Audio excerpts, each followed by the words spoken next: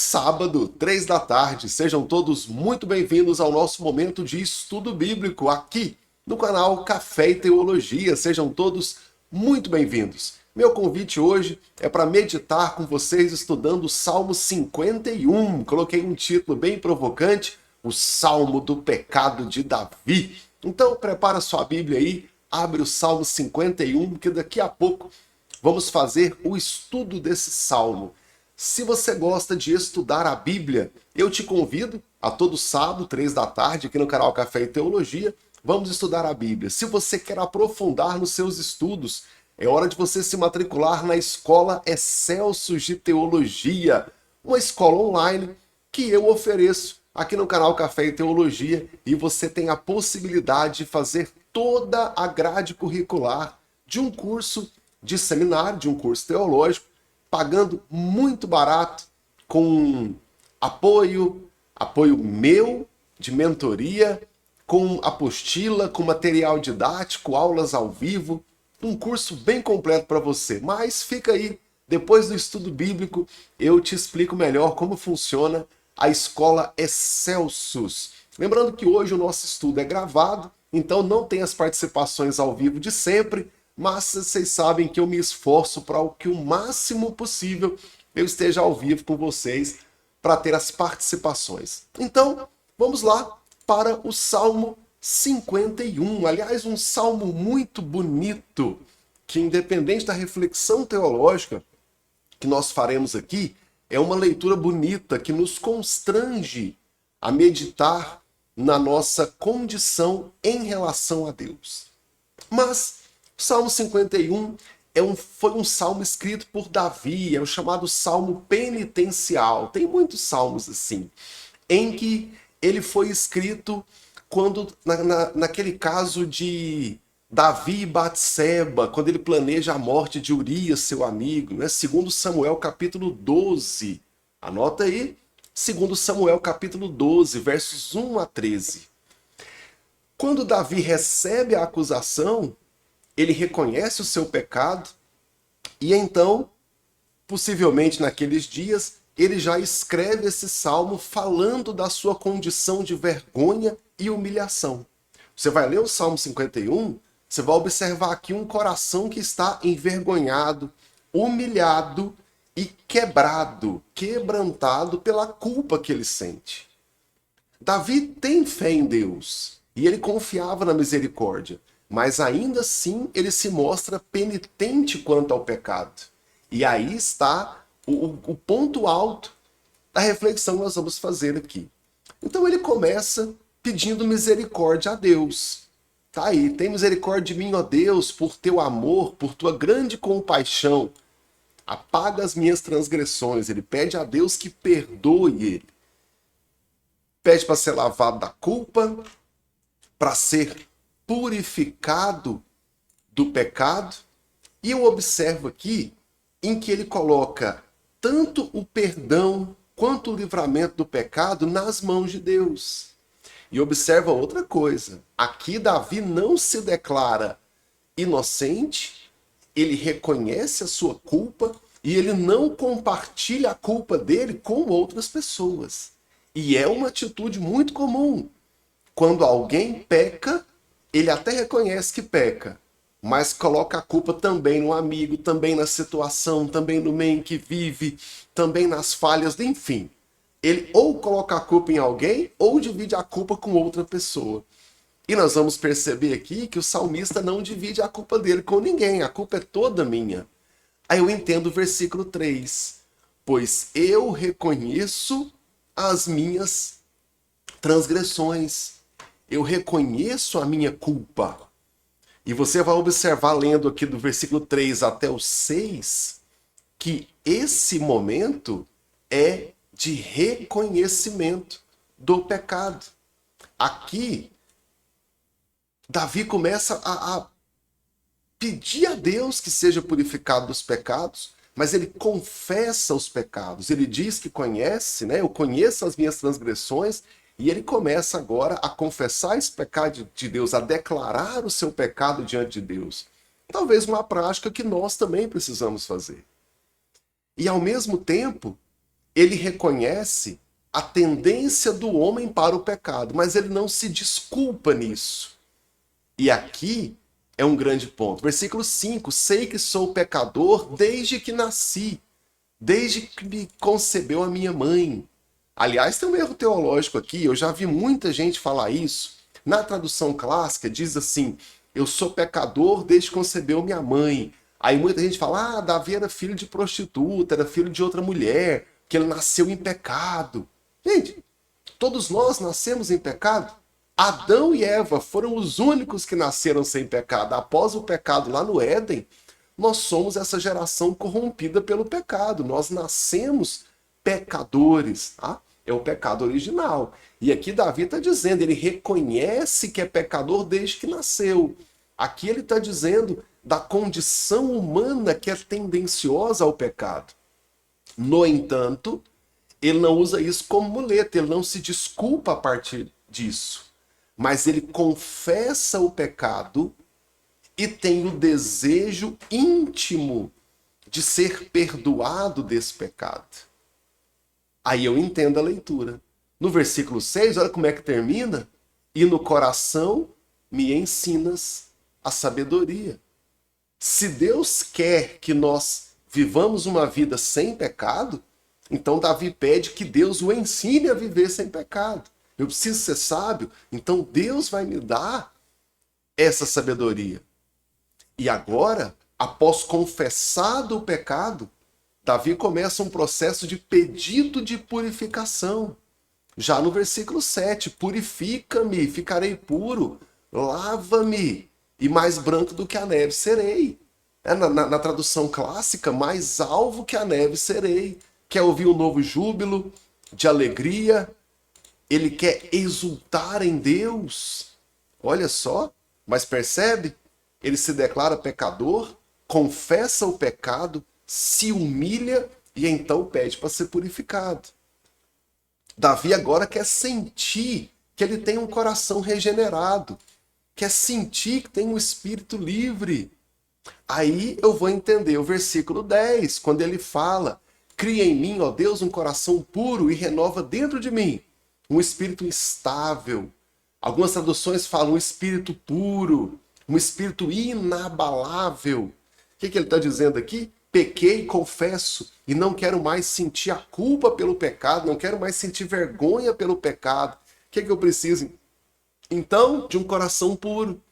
Deus pode criar esse coração. Ele não coloca na sua própria força a possibilidade de ser restaurado, mas coloca em Deus que crie um novo coração. No versículo 11, pede para que Deus não o expulse da sua presença, porque uma vez que está em pecado, nós somos afastados da presença de Deus, mas ele pede que não. Pelo contrário, versículo 12, que devolva a alegria da salvação. Davi entendeu como nós devemos nos apresentar diante do Senhor. E os Salmos 51 termina com um voto de consagração a Deus. Do versículo 13 em diante, até terminar lá no versículo 19, nós temos agora esse voto diante de Deus, em que, uma vez que Deus vai perdoá-lo, purificá-lo, restaurá-lo, dar um novo coração, dar a nova alegria, agora ele vai viver de acordo com essa nova vida que Deus deu para ele. Estou me lembrando de quando Jesus perdoa aquela mulher pega em adultério, e ele fala para ela: vá e não peques mais. Ou seja, te dei uma nova chance, vai lá e leva uma vida santa. E é o que Davi está fazendo compromisso com Deus.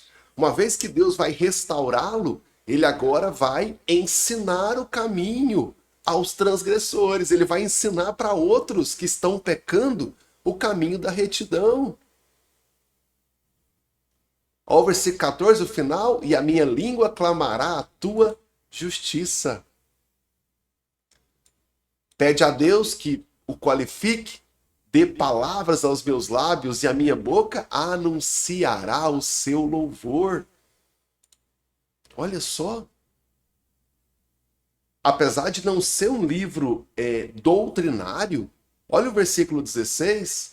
Não te deleitas em sacrifícios, nem te agrada em holocaustos, senão eu os traria. Os sacrifícios que agradam a Deus são um espírito quebrantado, um coração quebrantado e contrito. Ó Deus, não desprezarás. Davi está vivendo a dispensação da lei, mas ele entende que Deus não quer sacrifício vazio.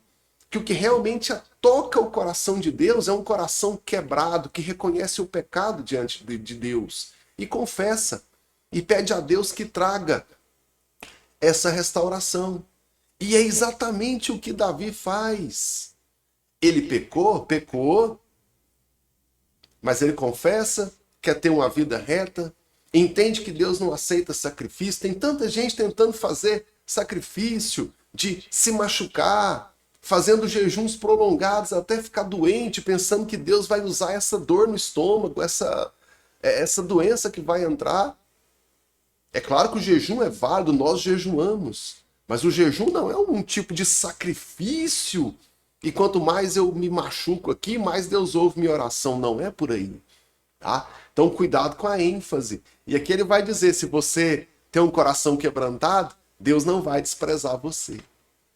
E então o Salmo termina no versos 18 e 19 com uma oração de restauração, em que Davi pede para ser por Deus edificado.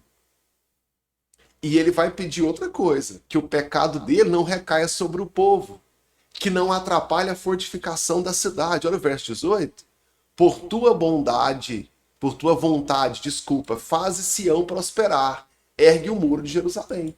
Davi sabia que, como ele era rei de Israel, ele era o líder do povo, e Deus poderia castigar o seu reinado, e consequentemente o povo sofreria com isso, por causa desse pecado. Mas ele fala que pela bondade de Deus, pune só a mim então. Pela bondade do Senhor, não faz o povo sofrer com isso. Esse é o pedido final de restauração. E aí Davi fala depois do sacrifício de justiça. Né? Aqui na NVI, que é onde eu estou lendo com vocês, são os sacrifícios sinceros, as ofertas queimadas e os novilhos serão oferecidos sobre o teu altar. Parece que tem um contraste aqui, né? Porque no versículo 18 fala que Deus não gosta de sacrifício e holocausto, mas no 19 ele fala que vai trazer. Mas o ponto aqui é o sacrifício sincero. É aquela obra externa, mas que acompanha por um coração que internamente está convertido, quebrantado diante de Deus. Aí sim eu tenho um coração que Deus se alegra. E aí sim eu consigo chegar diante de Deus e ter dele o benefício que eu espero. O maior de todos os benefícios é a salvação. É ter o nosso pecado perdoado. E nós podemos conseguir isso. Gostaram do Salmo 51? Como sempre, te convido a reler o Salmo 51 a partir do comentário que eu faço com vocês. E já te convido para sábado que vem, às 3 da tarde, participar do nosso próximo estudo bíblico. Que será, que eu espero que seja também ao vivo, e eu estarei com vocês aqui. Mas antes de ir embora, você que gosta desse estudo bíblico, venha estudar teologia, aprender todas as matérias de um seminário teológico, para que você possa aprender profundamente, montar os seus estudos, ser um obreiro ainda mais qualificado, como você é hoje. E pagando R$ 20 por mês, você pode ter um curso online e completo. No primeiro link, na descrição desse vídeo, é o link da Escola Excelsos de Teologia. Clicando nesse link, você vem para o site Café e Teologia e esse link está aqui, no curso teológico. E ele vem para a Escola Excelsos, está aqui, Aqui tem as informações gerais, como é que funciona o curso, a mecânica das aulas, aula ao vivo, sexta-feira, das 8 às 9 da noite. Fora isso, tem atividade na sala virtual, através da nossa sala virtual. Eu uso o aplicativo Google Classroom, para não ter custo para vocês, né, para ficar um valor bem acessível. Você paga R$ 20 por mês. Aqui tem um vídeo que vai te explicar como é que funciona a Escola Excelsos. E se você quiser fazer o pagamento por boleto ou cartão, está aqui as opções. Transferência bancária, seja por Pix, TED ou DOC.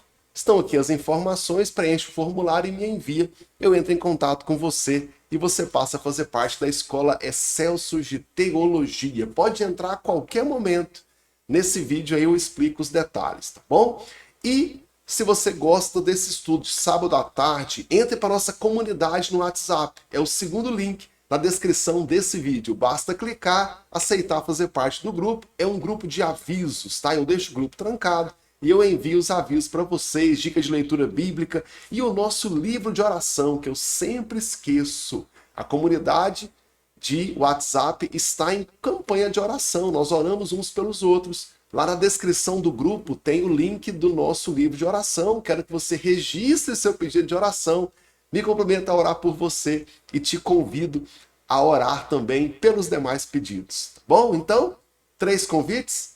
Participe da nossa comunidade no WhatsApp. Quer estudar a fundo? Tem a Escola Excelsius. E lembra que todo sábado, 3 da tarde, tem estudo bíblico aqui para você. Então é isso. Obrigado por ter acompanhado até aqui. Te espero matriculado na Escola Excelsius de Teologia. Deus abençoe a todos e fiquem na paz do Senhor.